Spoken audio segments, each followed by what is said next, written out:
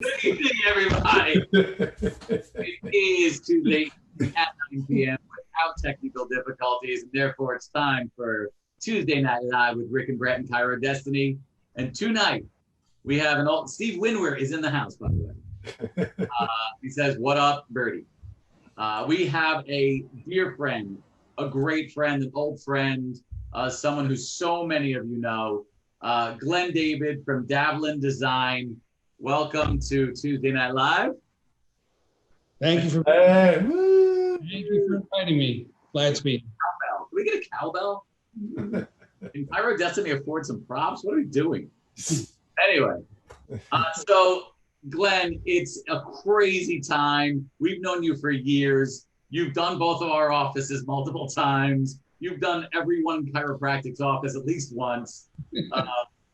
Obviously, technology has changed. We're so interested. You made a big move from New York to North Carolina maybe a decade ago, something like that.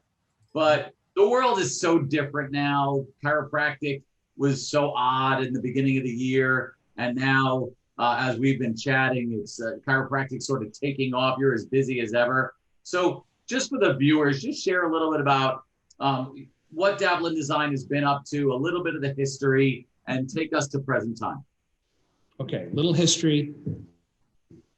Starts early 80s, Mercedes 80s, as they called it. And my wife actually went to work for one of Larry's first clients as a CA. And they're working in a 2.5 car garage. And really, that's like where the roots of this business became and started, because 2.5 car garage, 450 square feet on Long Island, racking in 300 patients a week. Every square inch mattered, every motion mattered, and we just came in to help them because we thought we were just helping them out. And that started a trend, and it started a business, and we're now exclusive. Well, I should say we've always been exclusive to chiropractic.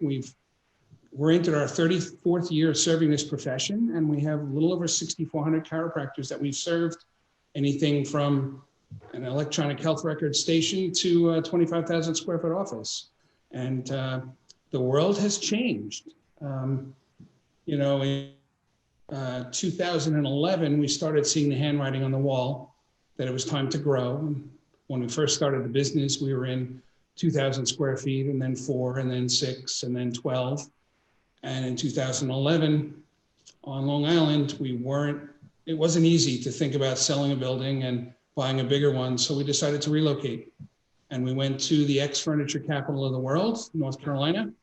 And I say ex, and there were a lot of employees down there, and we went into 20,000 square feet. And within 2 years, we filled that. And, there was ups and downs, and we went through, back in New York, and went through 08 issue. And when the beginning of the wonderful 2020 hit, we weren't sure what was going to happen. And I'm glad to say that I've never seen chiropractic so well accepted, so incredibly growing, and it's proven growth. It's not speculative growth. And I haven't seen that in 34 years, and we're expanding. So it's exciting to see. The world is good. life is good as you know it. So I'm going to jump in for a moment because you have a lot of expertise in building efficient practices in terms of for growth, for speed, for efficiency. So speaking to the chiropractic world, generally speaking, what are some of the pitfalls that chiropractors should look for to avoid? And then what are some of the things that they should be including in their practice to grow and so forth from your point of view that you've seen? Because you've seen thousands of different offices, I'm sure, that have run well, not so well. You've knocked offices down, rebuilt them, you've reshaped, you've remodeled, you've done it all, literally. And as Rick said, we're both clients of yours, and we both have remodeled many times. But what are some of the pitfalls to avoid, and what are some of the things to actually every chiropractor should include to start with in terms of a design? Well, when people think design, they think aesthetics. They think that wow factor, which is all important. There's no doubt about it. But so many people get so focused on that first impression and what it looks like. And I want granite counters, and I want, super expensive carpeting. They forget about the business, the science of design. And that's really what we have specialized in. We always make an office look great, but it's about the art and the science of chiropractic. And so many offices are designed in much bigger spaces than they ever need. So that's like number one. More and more doctors are getting bigger and bigger spaces and severely underutilizing them. We look at it, and I can usually put a doctor in 2/3 of the square footage they were thinking they need, because it's based around the educational science, the physical science, the clinical science of what a doctor does. And we've been blessed with the experience of learning over the years how little space is needed instead of how big the space is. So, architects always talk, how many rooms do you need and how big do they need to be? Right. And we won't, answer that question. We'll answer it with how small can it be? Because the smaller the rooms can be, based on your technique, the more rooms we could pack into any given space, which yields higher health and higher wellness for your patients, to more patients in your community. But to be clear, when you say smaller rooms, people start conjuring up images in their head. I want to be clear that what you mean by that is it's small enough but big enough to practice the way they want to. That's the key, I think, is that a lot of people, they kind of have an idea of what they want, like you're saying, but at the same time, they don't realize how big or small something can be. But it's really based on their dream practice in terms of what it's going to, how the flow is going to go and so forth. Is that correct? Totally. Every time we start with a client, it's about, tell me your dream, because everyone that we've served, no two have ever been the same. And it first depends on your vision, not your friend's vision. Your technique. Activator room is different requirements than a diversified or an SOT or anything. An ART practice requires different square footages. And based on our experience, we've learned just how small things can be, still fully functional. And then we can get more services in smaller spaces. And to coin someone we all know and love, simplicity, speed, and efficiency is key. Yeah. So before we go any further, I know a little secret about you that I won't divulge the real secret. I won't say who it is, but you did a really cool job before you got into building for the chiropractic world to design. I don't know if Brett remembers this, but just give us a little taste. You don't have to divulge any secrets, but tell everybody what you did for a living first. I have not told very many people this. We were actually magicians. We were professional magicians. And we actually designed and built magic props for most of the magicians that were out there. David Copperfield, Doug Henning, you name it, they were good clients of mine. Howard Stern. We used to teach magic camps. It was a lot of fun, but the cool part about that was we really learned how to pack a lot of things into small, unseen spaces. And You never know. You never know what it turns into. But I always thought by the way, I know we tried to get Rick to disappear, but that didn't work somehow. I'm not sure what happened. I just always thought it was cool, it's because you took something from an entertainment side of things and utilized that expertise and found yourself in a new profession and didn't just, like you said, go with the building and design part of what are the necessities that a practice needs, but creating a flow, creating the efficiency part of it. So I want to ask this. When we originally did practices back in, let's say 2000, 1997 is when we started to really know you. It was closed rooms. Yes.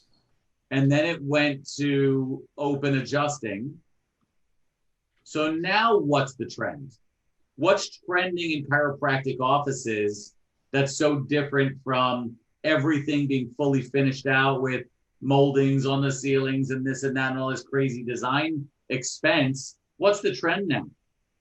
Well, we did a few studies recently, and the average chiropractor spends well over $500,000, in his career on building out his clinic, and now it's way more than that.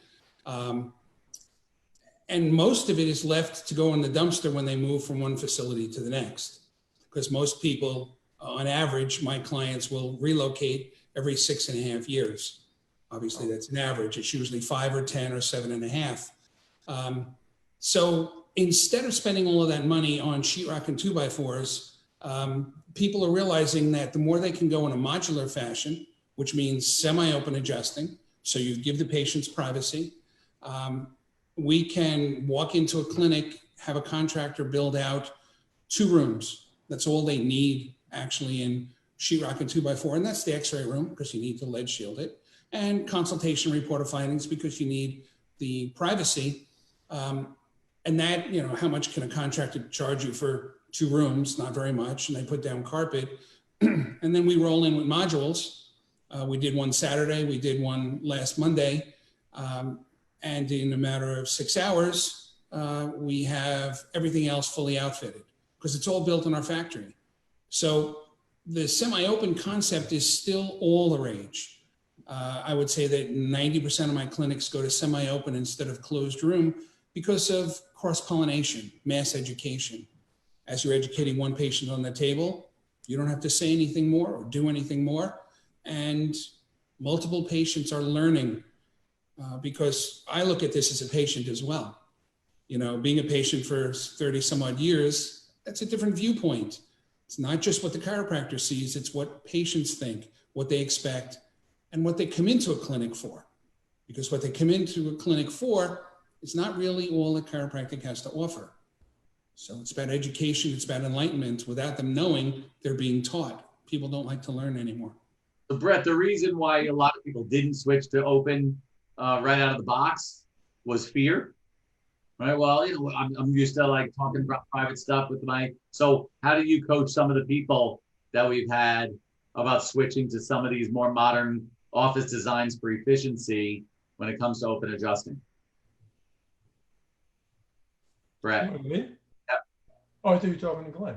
I'm sorry. I think it's just a couple of things. I think it's about, again, getting the person clear about what they want, number one, because if they want a certain volume, right, and we can show them that if it's based on patient education and you're bringing them along a continuum from A to Z, why does it need to be in a closed adjusting space? Number one, if you could do it open and they can see more volume and you could do mass education. So along the lines of what Glenn was saying before, it's about efficiency. So one, I would dig deeper into what is the person afraid of exactly? Are they afraid of that a patient may not come back because there's no privacy? And you, by the way, you could do a hybrid model. Most people do, right? Some people have a few private rooms and then they open it up in addition to that. So there are certain people that still might want a private room. So I would recommend having maybe 1 or 2 of those as well, maybe for a family too. And then, but if they're, I think, Glenn, you would probably agree, the more of the subluxation-based, wellness-based model is probably more geared towards for an open area because they can see probably people faster, more efficiently that way. But I would have a hybrid. But again, from a coaching point of view, I want to dive into what are they afraid of? Why, they're anticipating the worst. They're anticipating, it's like when you raise your fee, are people going to drop out or not come back? It's the same thing. If I open this up, are people not going to continue with care? And I think the hybrid model probably works best, but I think a lot of that is where the fear is coming from when there's really no reason to. Well, if we talk about volume and let's talk self-serving from a doctor's standpoint, my doctors report back that they can adjust almost twice as many patients right in the same amount of tables in a semi-open room that they can in a closed room. Right. It's always a hybrid model. From a HIPAA standpoint, we don't have a choice. We have to have private rooms. So I would always have at least 2 private rooms and then 2 or 3 semi-open. Now those, let's say 2 semi-open treatment tables, since the patients can't trap them in a room, they can adjust almost twice as many. So they will act like, let's go conservative, 2 tables will act like 3 from a capacity standpoint. Right. But here's the key. The key is, how do we get the increased volume? Well, the more a patient knows about chiropractic care, the more they become chiropractic warriors. Now, you guys know my story. I don't know if everyone on live with us tonight does, but chiropractic saved my first son's life. So when my son was getting adjusted when he was an infant to after, his health challenge. And, we would tell his story all the time. Now, if people didn't experience that, they wouldn't know that chiropractic can save someone's life. Wouldn't know that chiropractic, the philosophy of chiropractic, treating the cause of the problem, not the symptom, which is what, saved Ryan's life. If that message isn't, spread across the planet, no one's going to know that. They have a preconceived notion. I fell off a ladder at work. I hurt my here to get, out of pain so I get back to work. Well, if they watch the doctor adjust the newborn baby, or they watch the doctor adjust a 73-year-old and he gets off the table and says, I've taken 6 strokes off my golf game since I started care. You don't have to do anything as a doctor. Right. That's right. They spread the message for you. Right. And, watch that. All my grandkids, I have 6 grandkids now, guys. It's getting up. They all got adjusted, when they were born. Well, imagine that to a person that knows nothing about chiropractic and watches a doctor adjust a newborn. You don't have to tell them why. They're going to ask you, what happened? Why did you adjust that baby? It looks fine.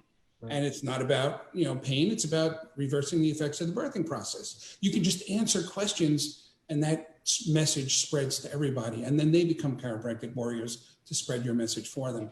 And it's a good point. I think it puts patients at ease as well when they see maybe someone who's older getting adjusted, or like you said, a newborn baby. So it starts to pique their interest as to why, but I think it also puts them at ease. I didn't know you could do that, or pregnant women, or whatever the case might be, that's out of the norm for a pain patient, so to speak, which is the biggest thing. So there's a lot of advantages to it. It changes the dialogue, and I'm going to give Dr. Tron Sealand a little shout out.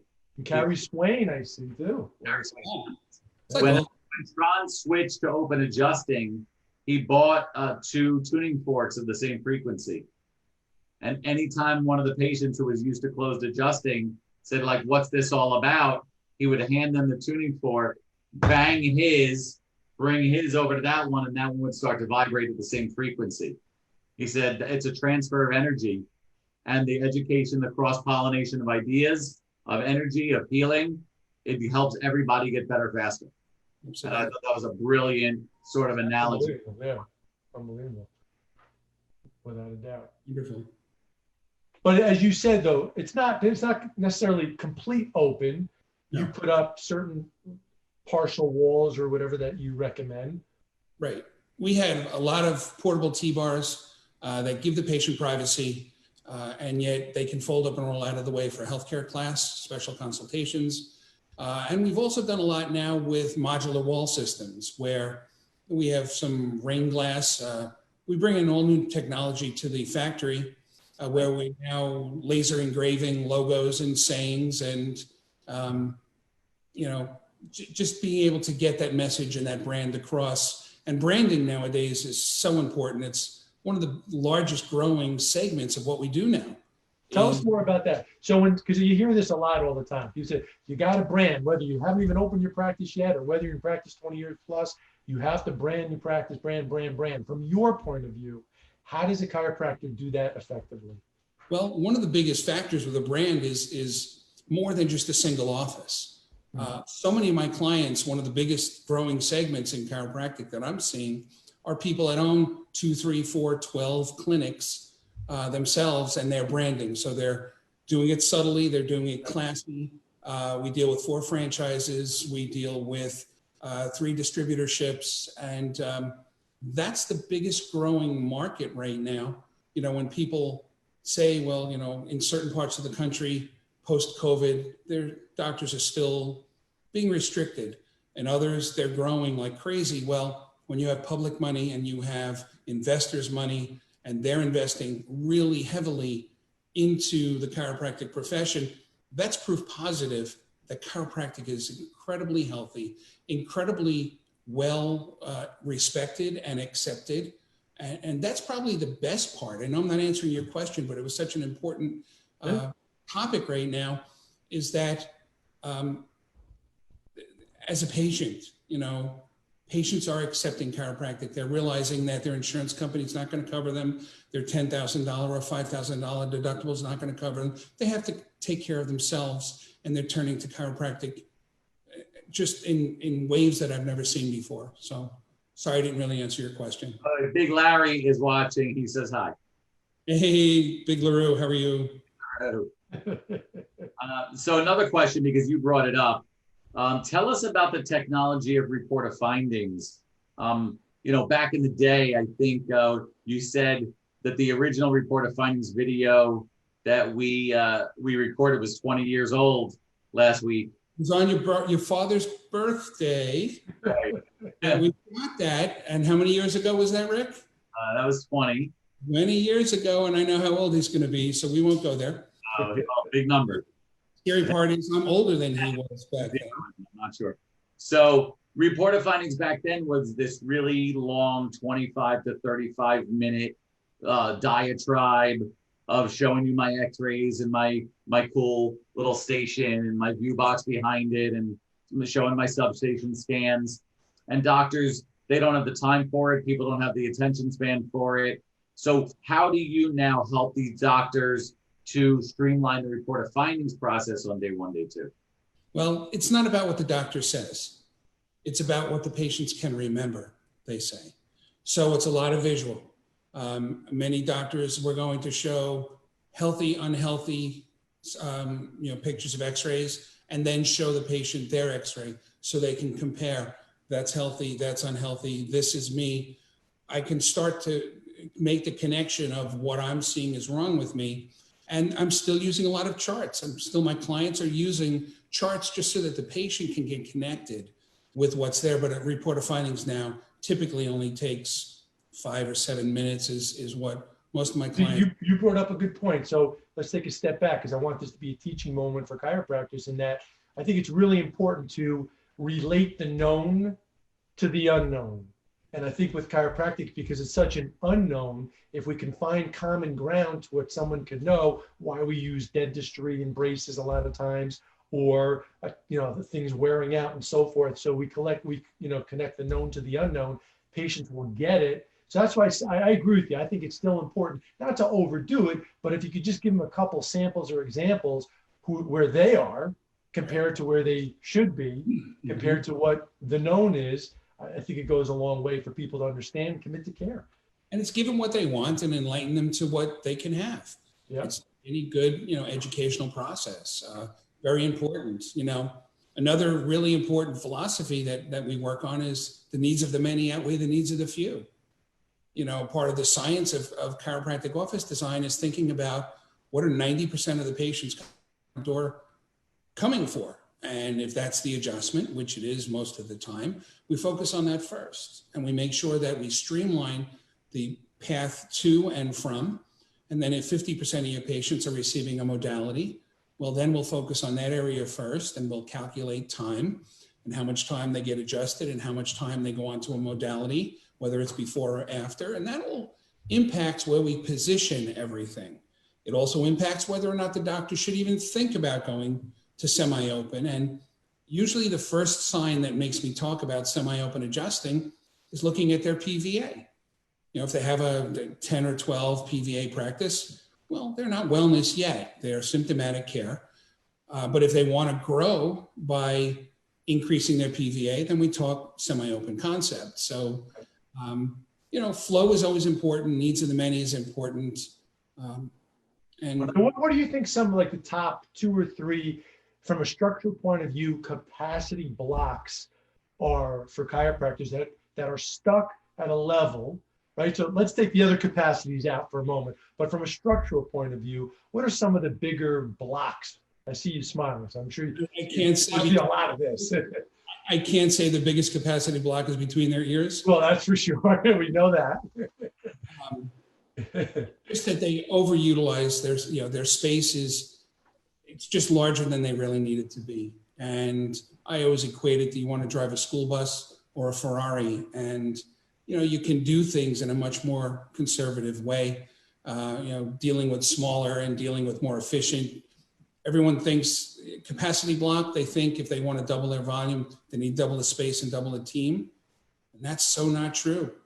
Many offices I go into where they want to grow and they have 4 years left on their lease, we can double their revenue stream, their services, without them having to move. So we can get a lot more in there, and it's more streamlined. And systems, it's all about systems. Any doctor that doesn't have any systems-driven concepts, that's probably the major capacity block. It's personality-driven. At that point. Sorry, say again, Rick? I might need chirodestiny at that point. Without a doubt. I mean, I studied it in the late 90s, and we're all systematized in our business, but my clients need to be systematized, and that's why I'm always gladly referring people to chirodestiny, because they need to know. Speaking of that, I know Kimberly is going to put up a little gift for anybody who's watching. We put together a report of findings checklist. I think most people think that they're a little weak in that area. You brought up lower PVA. You brought up the docs that are looking to grow, and they're out there looking for more new ones and more new ones and more new ones, or more space, or hiring more people to try to increase. So let's work on some of the linchpin procedures in an office. So she's going to put up a link to our report of findings checklist for you that's as a gift, because as Glenn said, it went from this 30-minute combo to 5 to 7 minutes. And some of you who are listening are like, how do you do an ROF in 5 to 7 and get, Brett and I have over a 90% close rate all day long. So I know she just put that link up.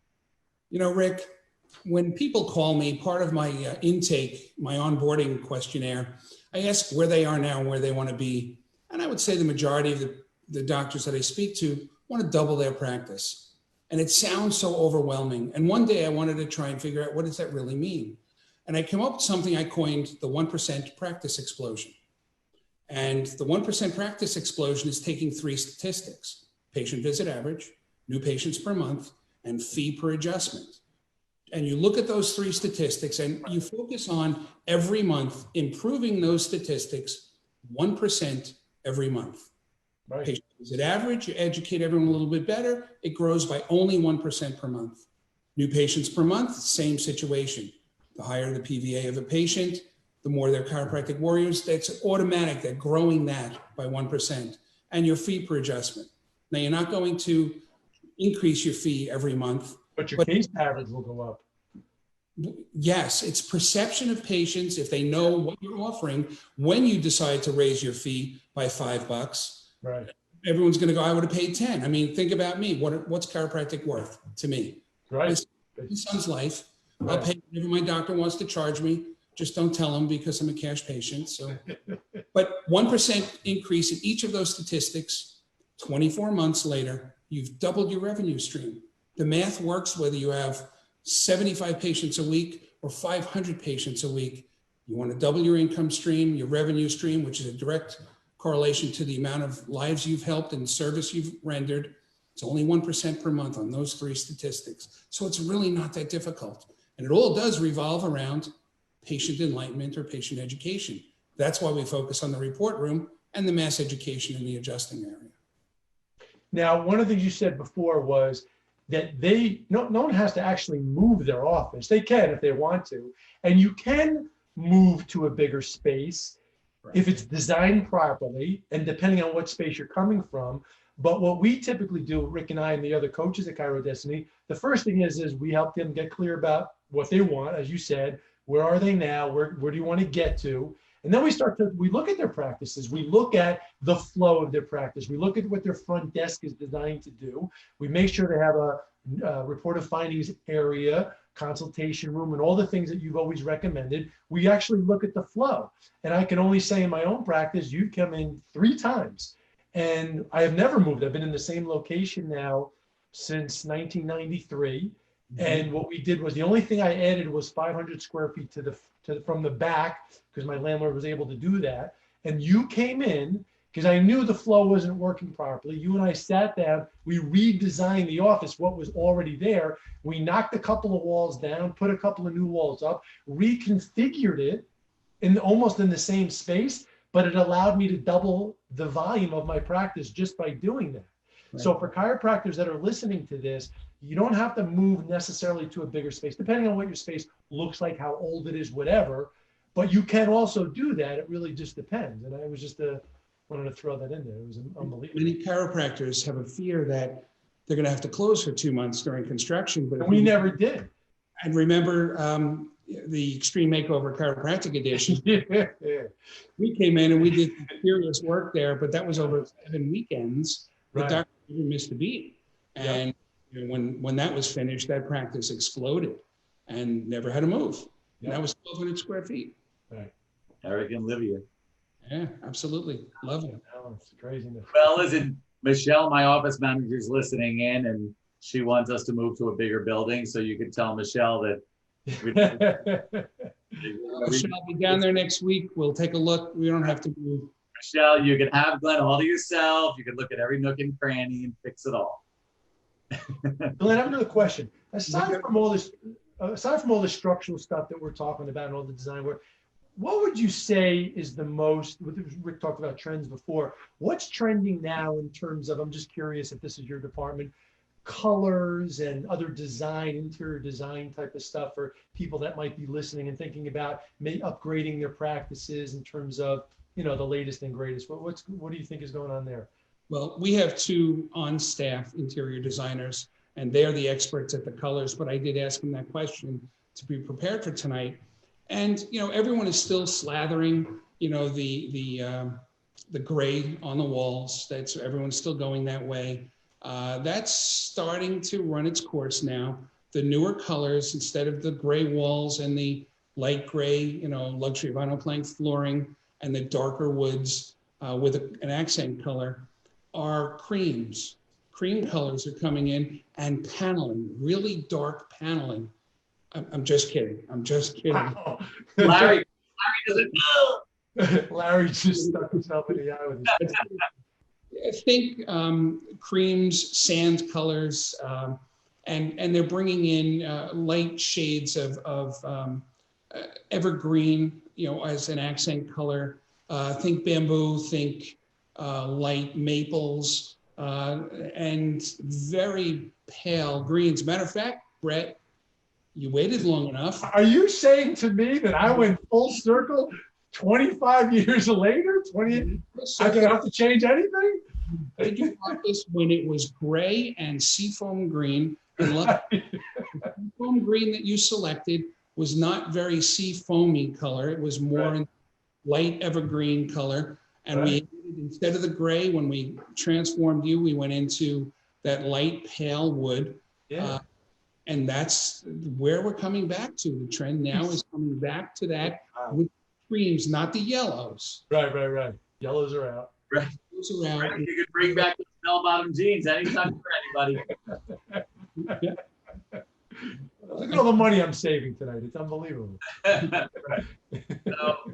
So just in the interest of time, because we're getting close, you said before that 30-something years and 6,400 offices, which is a staggering number. I mean, you think there's, let's say, 60,000 chiropractors.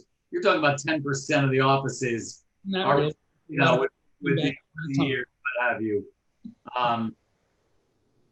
There's a lot of people that maybe don't represent the profession as well because they go in on a shoestring budget. They go in and just open up a tiny little office. And some of them might be the fear of it being too expensive or whatever. So what can you say in terms of the way that chiropractic should be represented in your eyes, and how reasonable can it be done in terms of expense? Well, as I said, chiropractic saved my son's life. It needs to be represented up in the forefront. Chiropractic has so much to offer to the profession. Fear-based mentality, poverty consciousness is so it's misused. Chiropractic is there. It can be super successful. What can it be done for? We have 300 square foot offices that people are getting, especially students coming right out of school, in what they call serviced offices. So they rent a room, 320 square feet, and it's got a common reception room, common bathroom, so they don't need to pay for that. They have a common receptionist, and there's attorneys in this building and accountants, and the patients come up and they check into a common reception room, but all they need is 320 square feet. And all they need is, we come in there with $10,000 or $12,000, maybe $15,000 worth of modular equipment which they throw on a 5-year lease. And they're able to get up to 75, 80, even 100 patients a week.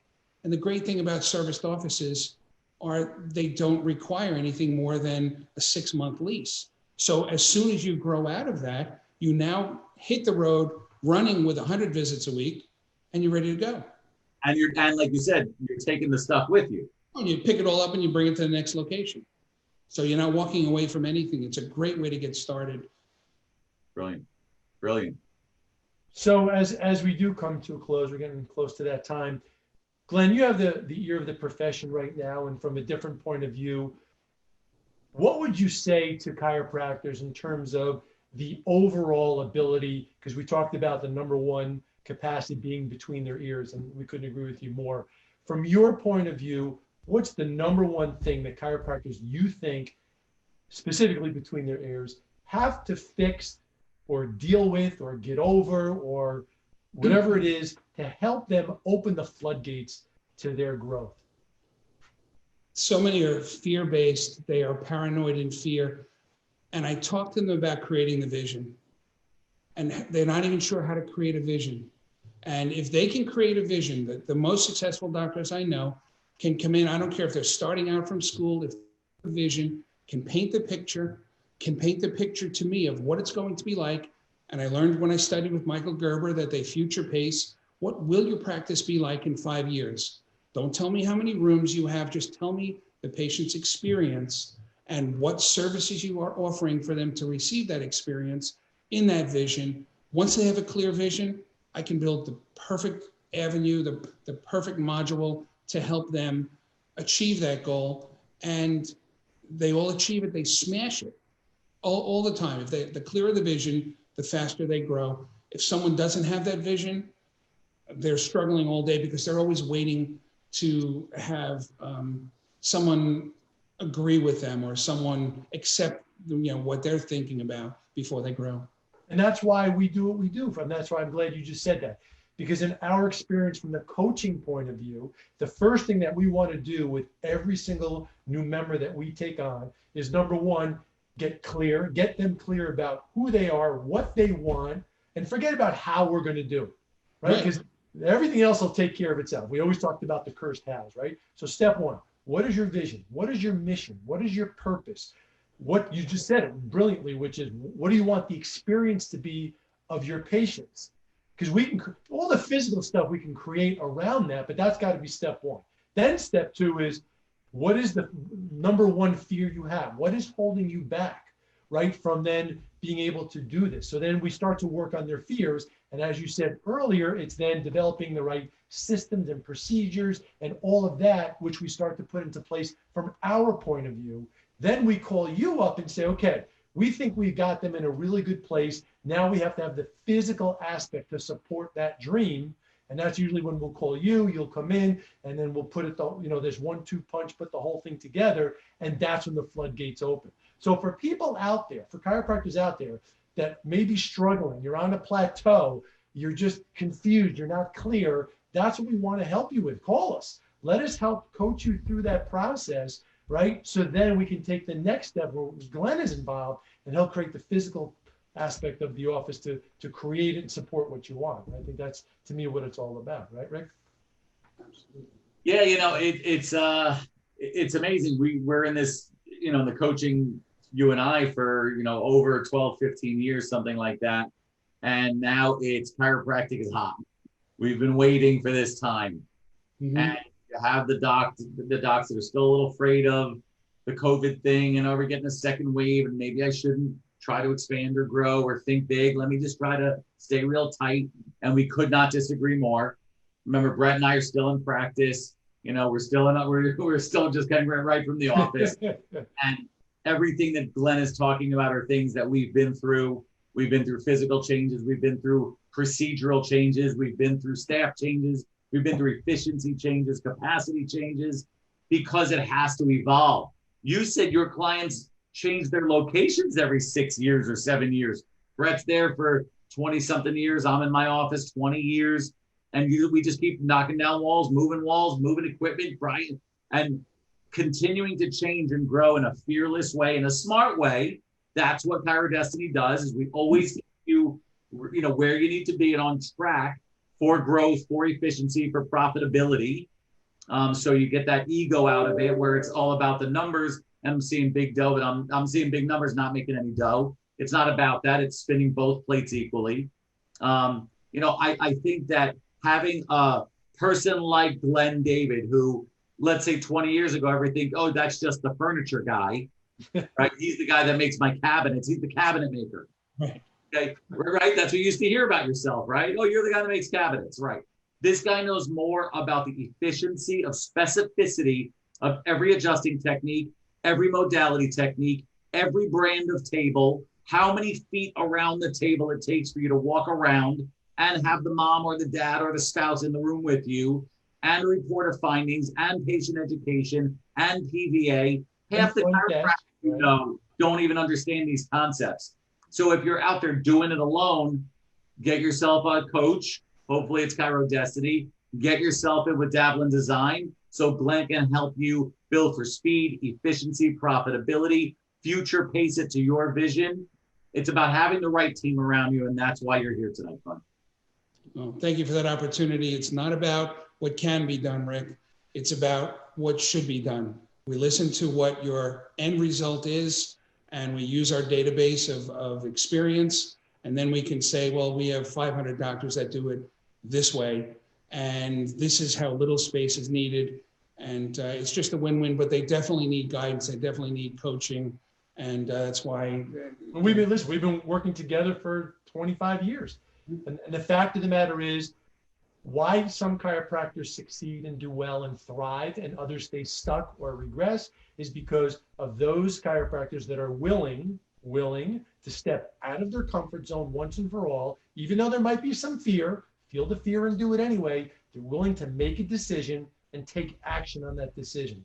Just thinking about it, talking about it doesn't get it done. You have to be willing to get out of your own way and make a decision and trust the process. And when you do, good things will happen. They always do, right? They always do. And how many times have you probably seen that as well?